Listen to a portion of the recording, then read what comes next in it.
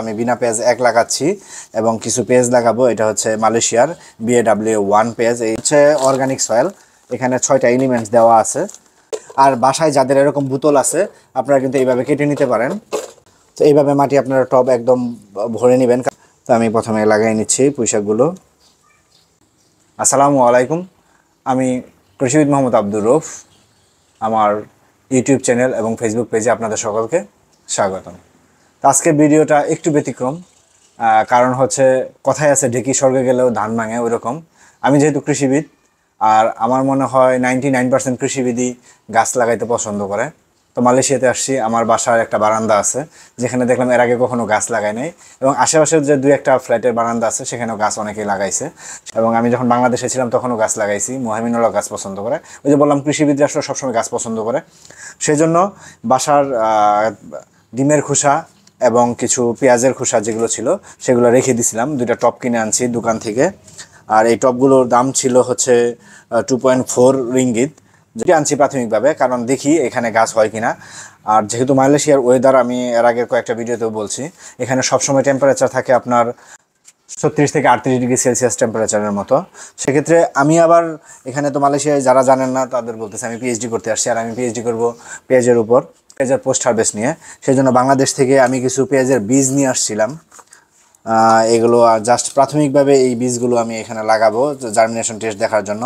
এটা হচ্ছে আমাদের বিনা পেঁয়াজ 1 এবং 2টা বীজই নিয়ে আসছি। আপাতত আমি বিনা পেঁয়াজ 1 লাগাচ্ছি এবং কিছু পেঁয়াজ লাগাবো। এটা হচ্ছে মালয়েশিয়ার BAW1 পেঁয়াজ। এই বীজগুলো ছোটো ছোটো, এই জন্য নিচে ছোটোগুলো বীজ হিসাবে সরাসরি পেঁয়াজ লাগানোর জন্য, যেহেতু এখন পেঁয়াজের সিজন। আর যেহেতু এখন বাংলাদেশে পেঁয়াজের সিজন, সেক্ষেত্রে আপনারা পেঁয়াজ লাগাতে পারেন। আমাদের বিনা পেঁয়াজ 1 যেটা আছে সেটা, বিনা পেঁয়াজ 1 এবং 2 দুইটাই সামার অনিয়ন, যেটা উইন্টারেও হয়। সেক্ষেত্রে আপনারা পেঁয়াজের, যেহেতু এখন বড় ক্রাইসিস চলতেছে, এই সময়ে আপনারা চাইলে পেঁয়াজ, বাল্ব পেঁয়াজ যেটা আছে সেটা লাগাইতে পারেন মুড়ি পেঁয়াজ হিসাবে। বিনা পেঁয়াজ 1 লাগাইতে পারেন, দেখতে এরকমই কিছুটা লাল কালারের, কিন্তু ওটা আমাদের পেঁয়াজটা একটু লম্বাটে। কিছু পুঁইশাকের ডাটাও লাগাবো এখানে। তো যেহেতু 2টা টব নিছি, সেক্ষেত্রে আমাদের বাসায় একটা দুধের ছিল, পট ছিল, সেটাও আমরা কেটে কীভাবে লাগাবো। আর মাটি কিনে নিয়ে আসছি।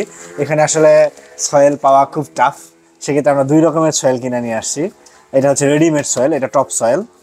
আর একটা সয়েল কিনছি, এটা হচ্ছে অর্গানিক সয়েল। এখানে 6টা এলিমেন্টস দেওয়া আছে। আর এই সয়েলগুলো মালয়েশিয়াতে পাওয়া যায়, প্রত্যেকটা এখানে 3 কেজি। আর প্রত্যেকটা সয়েলের প্যাকেটের মূল্য হচ্ছে 2.4 রিঙ্গিত। এটাও আসলে এখানে কিছু দোকান আছে, নিনসো এবং ইকো, 2টা দোকান আছে এখানে। যাই কিনেন না কেন সব 2.4 রিঙ্গিত করে, প্রত্যেকটা আইটেম 2.4 রিঙ্গিত। তো এখানে দেখলাম টব এবং মাটি আছে, সেখান থেকে আমি মাটিগুলো কালেক্ট করি 2টা।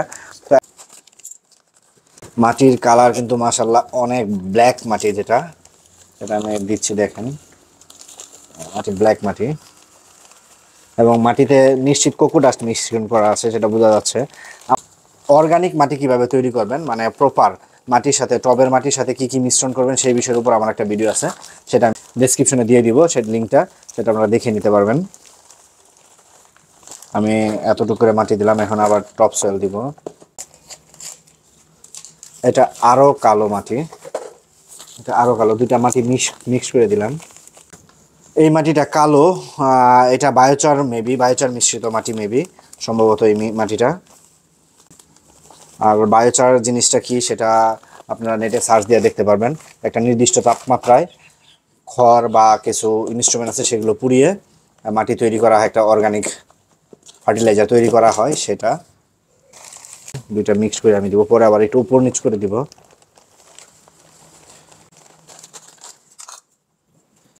মাটিগুলোকে জাস্ট উপর নিচ করে দিছি, যেহেতু 2টা ব্যাগের মাটি দিছি, 2 রকমের মাটি দিছি, সেই জন্য আমি মিক্সড করে দিলাম, যেন 2টা মিক্সড হয় ভালোভাবে।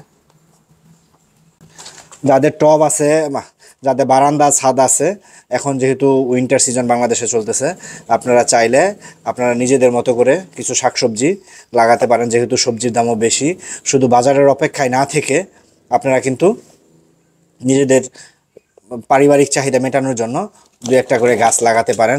আর বাসায় যাদের এরকম বোতল আছে আপনারা কিন্তু এইভাবে কেটে নিতে পারেন। অনেকেই প্রশ্ন করে কিভাবে বোতলকে কাটবে বা তারা টপ তৈরি করবে বোতলকে। সমান করে কেটে নেবেন, দাগ করে কেটে নিতে পারেন।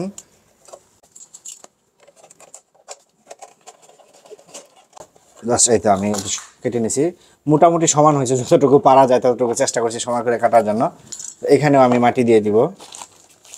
প্রথমে আমি এই মাটিটা দিচ্ছি, তারপর এই কালো মাটিটা দিয়ে নিচ্ছি।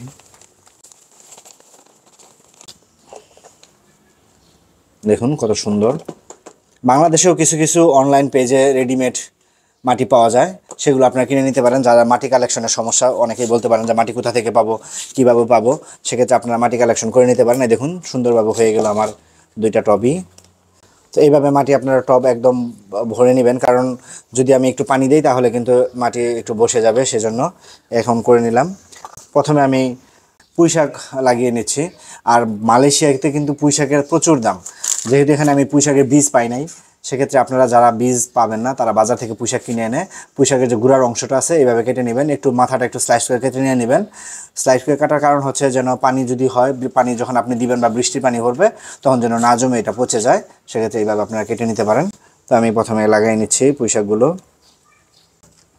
একটু ঘন করে লাগাবো।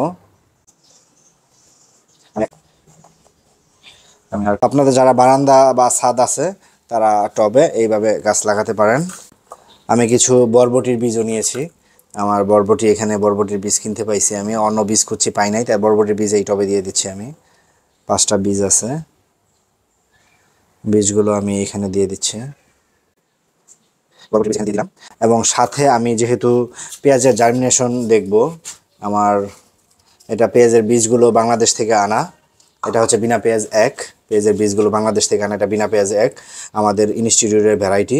আর আমার কাজ যেহেতু এখানে পেঁয়াজ নিয়ে, আমার প্রফেসরও বলছে তুমি কিছু এক্সেশন নিয়ে আসতে পারো আমাদের দেশের, সেক্ষেত্রে আমি কিছু এক্সেশন নিয়ে আসছি। আমাদের বিনার 2টা এক্সেশন নিয়ে আসছি, বিনা পেঁয়াজ 1 এবং বিনা পেঁয়াজ 2 এর বীজ কালেক্ট করে নিয়ে আসছি।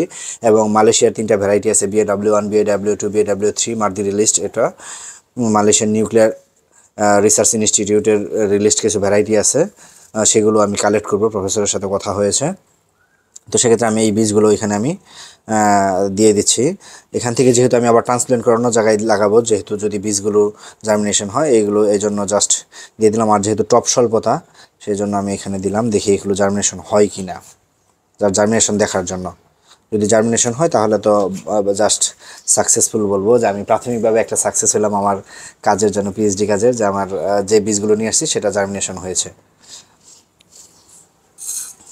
আর এরকম বাটি যেগুলো আছে, যেহেতু পেঁয়াজ একটু হয়, ডিপ কম যাবে পেঁয়াজের জিনিসটা, সেই জন্য আমি এই পেঁয়াজগুলো এখানে লাগিয়ে দিচ্ছি। 5টা পেঁয়াজ নিয়েছি আমি, সাইজে ছোটো ছোটো, এগুলো হচ্ছে মালয়েশিয়ান পেঁয়াজ। মালয়েশিয়াতেও পেঁয়াজের দাম প্রচুর বেশি। 4টা হয়েছে, এখানে আমি 4টেই লাগিয়ে দিলাম,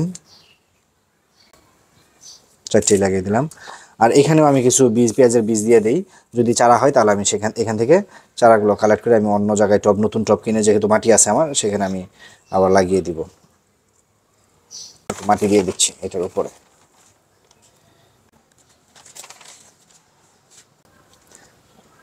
জাস্ট মোটামুটি গাছ লাগানো শেষ হয়েছে। তো জাস্ট 3টাই ছিল, 2টা টব কিনেছিলাম আর একটা বাসায় ছিল, এটা এতে লাগিয়েছি। তো দেখি আগে, এটা আসলে প্রাথমিকভাবে লাগানো, যদি আমি সাকসেস হই তাহলে আমি আরও বেশি করে লাগাবো। চলুন আমি আমাদের বারান্দাটা দেখাচ্ছি এবং আমার বারান্দায় টবগুলো আমি সেট করতেছি, সেটা দেখাবো এখন। আর এই হচ্ছে আমাদের ফ্ল্যাটের বারান্দা। প্রত্যেকটা ফ্ল্যাটে একটা করে বারান্দা আছে, মোটামুটি সবাই টুকটাক করে গাছ লাগাইছে। তো এই বারান্দাটা দেখুন পুরাটা ফাঁকা, সেজন্য আমি ভাবলাম যে এখানে আমাদের বারান্দা যেহেতু গাছ লাগানো যাবে, সিস্টেম আছে, সেক্ষেত্রে গাছ 2টো লাগালাম। আর এই যে আরেকটা আছে, এটা আমি লম্বা করে এটার পাশে সেট করলাম। যদি সাকসেস হতে পারি তাহলে ইনশাল্লাহ আরও বেশি বেশি গাছ লাগাবো।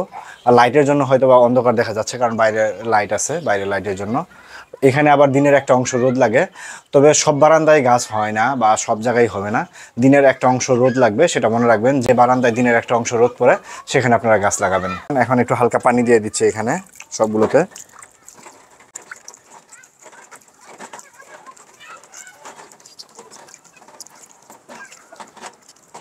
সবগুলোতে একটু আমি পানি দিয়ে দিলাম হালকা করে।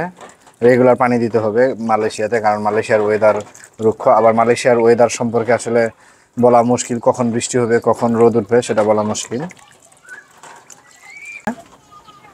তো জাস্ট এখন পানি দিয়ে নিলাম, জাস্ট অল্প করে ট্রায়াল দিলাম। এটা যদি সাকসেস হই তাহলে ইনশাল্লাহ পুরো বারান্দায় গাছ লাগাবো এরকম ইচ্ছা আছে।